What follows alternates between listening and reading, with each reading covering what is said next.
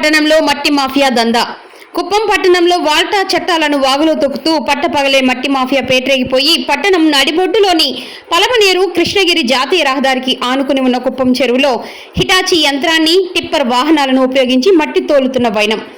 సమాచారం అందుకున్న తహసీల్దార్ రమేష్ బాబు, ఆర్ఐ వేణుగోపాల్, పట్టణ ఎస్ఐ బాబు తమ సిబ్బందితో కలిసి ఘటనా స్థలానికి చేరుకున్నారు.